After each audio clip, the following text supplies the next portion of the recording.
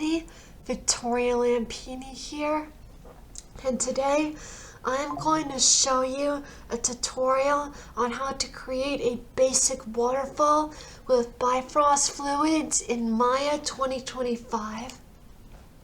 So let's get started. I have my HDRI set up for optimal and quality rendering to show it off, so let's get started. First, let's make a cylinder to emit the water from. Let's take down this quality a bit. Let's turn it 90 degrees. Lengthen it out a bit. And let's bring it up here. Now what we're going to do is we're going to go to the FX tab right here. And we're going to go up to Bifrost fluids. And with our cylinder selected, we will hit create liquid. Now watch what happens when we press play. See? We just created a lot of Bifrost liquid, but the thing is, we only made it for an instant. For a waterfall, it needs to be constant. So let's go back. Over here in the attribute editor, all the way here. No, wait.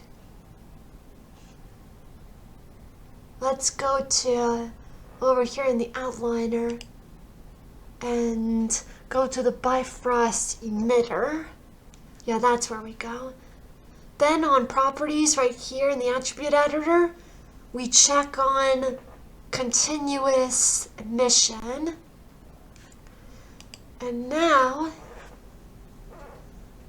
the cylinder will create a constant flow of particles. Now the thing is about waterfalls, they do not typically go straight down. Usually they have rocks or something else to collide with, like it's part of a river. So all we need is to find something to collide, for these particles to collide with. We need to create a very special mesh. So let's create a cube. And we're going to scale it up a bit, like this, tilt it a bit like this.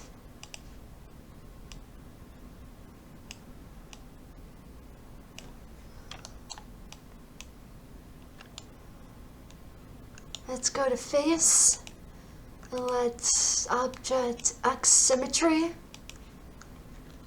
Let's click on that face on there. Then we extrude this way. Then we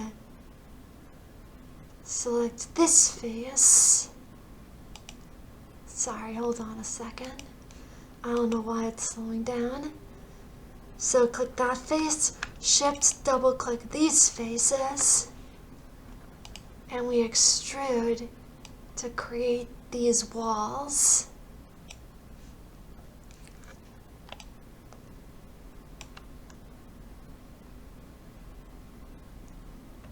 Okay, next let's turn off Object X Symmetry. Let's go to the Modeling tab and let's add some edge loops.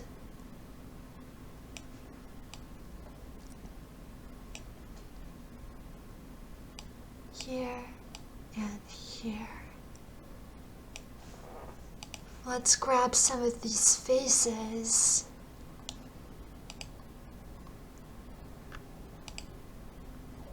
Let's move this down so that it's curved like a slide.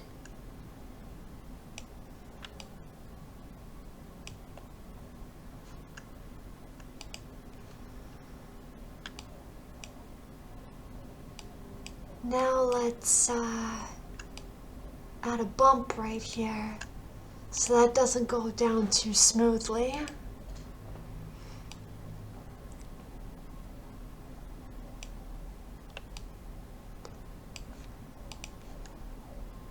Let's add some more edge loops here to make it curve down a little bit more like a slide. This all depends on how you want the water to flow, but this seems more realistic, more like a natural waterfall, because rivers are not usually straight down at the bottom. Okay, so now we have this, which is going to collide with our mesh. Let's make it a little bit longer.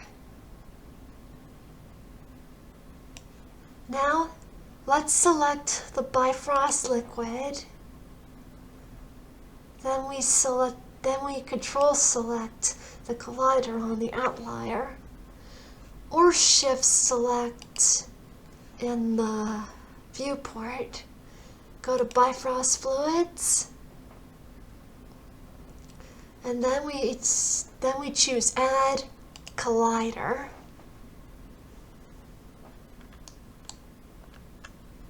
And let's see what that does.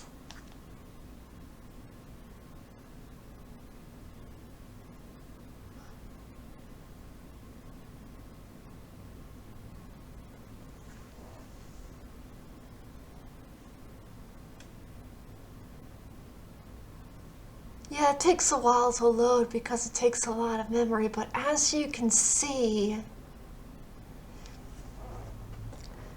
it is now colliding with the mesh.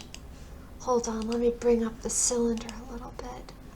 Let me bring up the emitter a little bit so that it could have more of that. And let me scale it a bit too.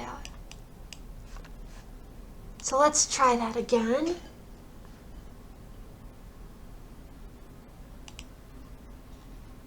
As you can see, it takes a really long time to load. That's probably because the quality is very high. But usually, most people do try to aim for high quality when it comes down to good animations. But as you can see now, it looks like the waterfall is colliding with the mesh.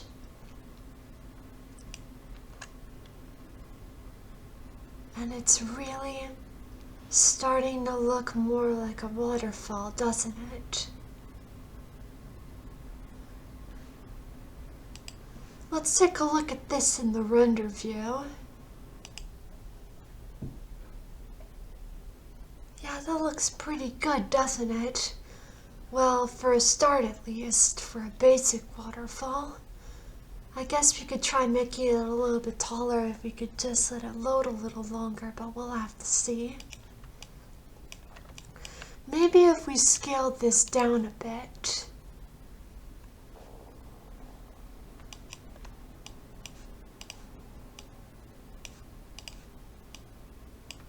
Also, typically waterfalls do not have stuff like this manning them, so what we're going to do is we're going to hide these two. But the Bifrost liquid generator should still be working.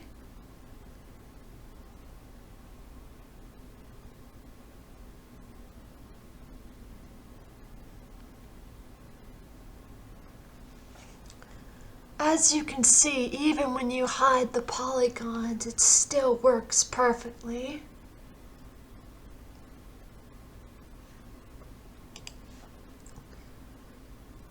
But the thing is, for typical waterfalls, you normally have the waterfall crashing down on top of the water, not simply going right through it. So what we're going to do is we're going to create a plane.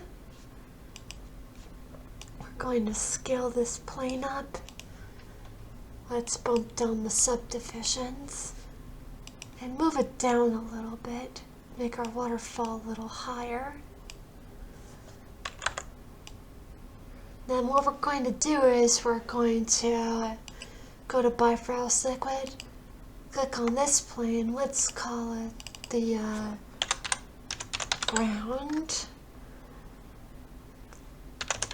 ground collider. Let's go to Bifrost liquid. Control select the ground collider on the outliner, or shift select in the viewport. Go to Bifrost fluids and create a collider again. Now it should be able to collide on here to make it look like it's hitting water below. Now the thing is, it takes a really long time for this to load up. But something we could do to change that is to lessen the quality of the water.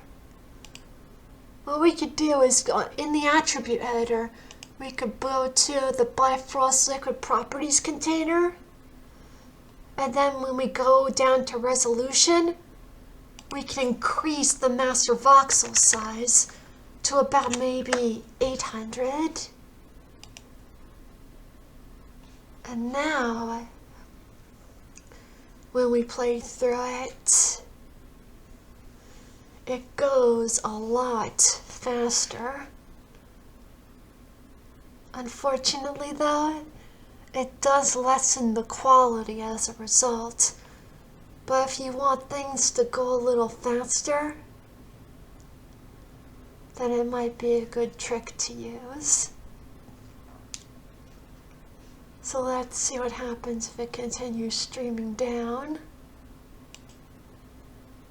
So as you can now see, the water is colliding with the mesh. But as you can also see, some of the particles are able to get through the plane, and we don't want that.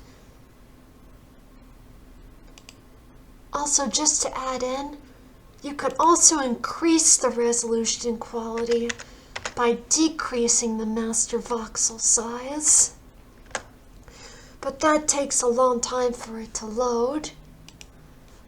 The standard master voxel size is around 500.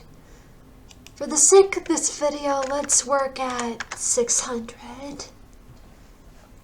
Now, as you saw before, some of the particles were getting past our collider, and we don't want that. So what we have to do is, we need to create another plane. Let's make this kind of smaller. Let's go to Bifrost liquid. Control select the plane in the outlier. Go to Bifrost fluids and create a kill plane. And now we have this little kill plane right here. And any particles that try to go past this plane will automatically be deleted. So let's move this kill plane down to about here. Now let's play this through again. Let's wait a while for it to load up. Now, as you can see, the waterfall is continuing to splash onto the collider, and none of the particles can get past the kill plane. Yeah, everything that goes below it just goes out.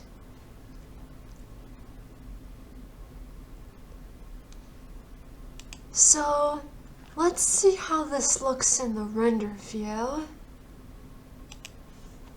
But first let's hide all these plans and polygons.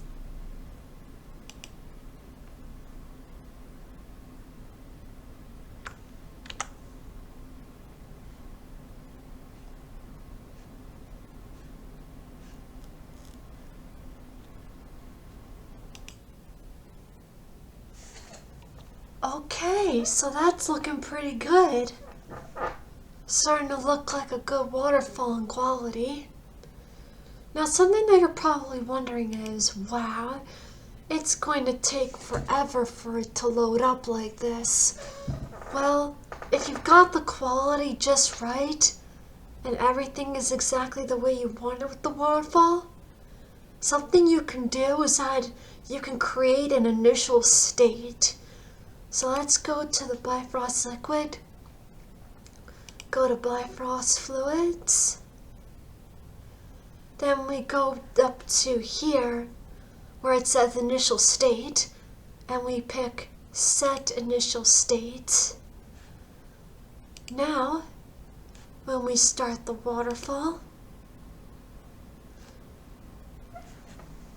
it will start at what the initial state was. And if you want to modify it, if you want to change it up a bit, then all you have to do is go to Bifrost Fluids, set clear initial state, and then you can set another initial state after you've made your corrections. Now, as for the materials that you add, you can add all kinds of materials to the Bifrost liquid. Let me see if I could just get to that.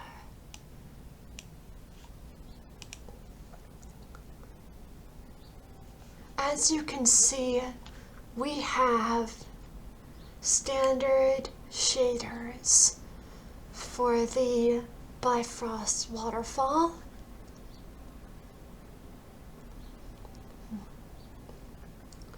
Standard surface, standard surface.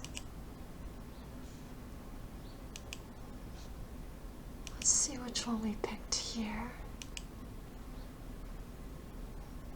Sorry, I don't know why it's bugging out. I don't know why it's so slow.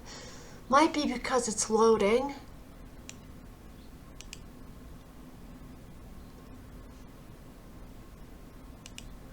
But we can basically use any kind of material that we want for the Bifrost liquid.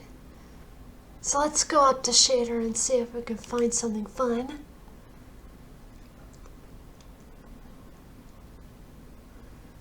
Let's go to AI standard surface.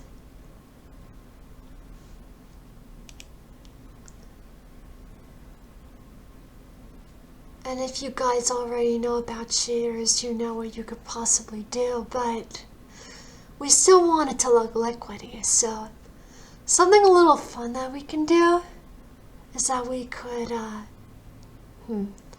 sorry, I don't know why it's doing this.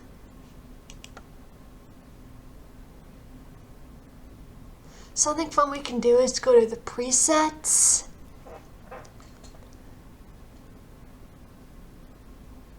Let's see, we've got bubble, we've got clear water, we've got deep water, we've got honey, but honey is kind of thick. What about blood?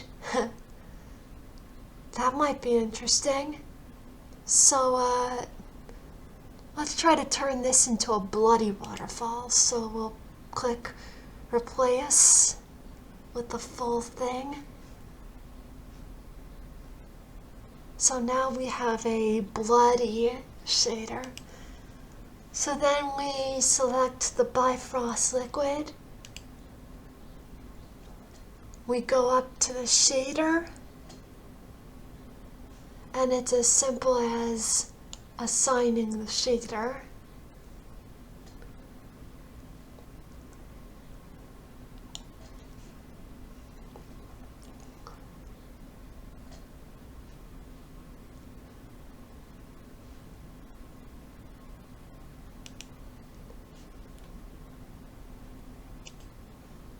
Now let's see how it looks in the render view.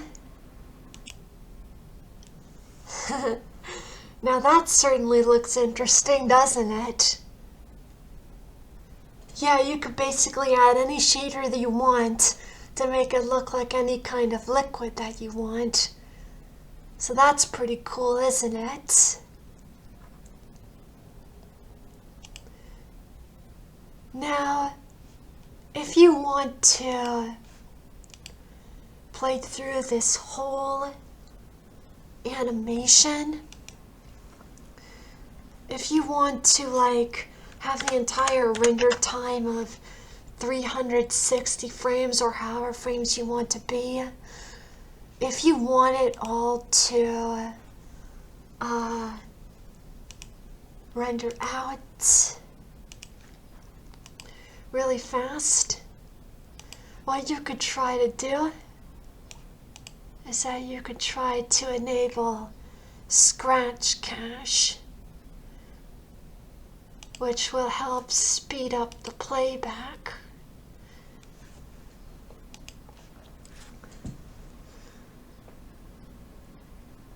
So as you play the scratch cache, it will record the frames that you go through. So let's try it.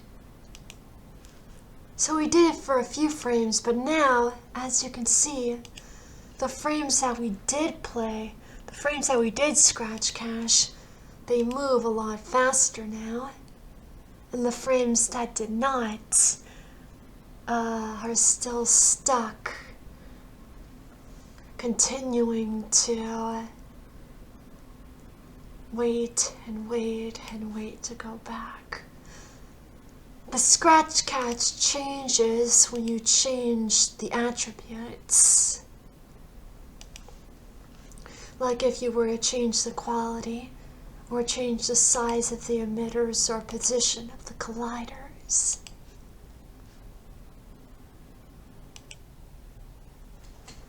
Well, that is definitely quite the dramatic, bloody waterfall. I'll be sure to add an animation of this at the end of the video, or post it on my channel. But anyway, yeah, that's a basic tutorial on how to create a very basic waterfall with Bifrost in Maya 2025. So I hope you guys enjoyed this video, and if you did, please comment and subscribe, and be sure to check out my animations as well. Anyway, I hope you enjoyed the tutorial. Have a good day.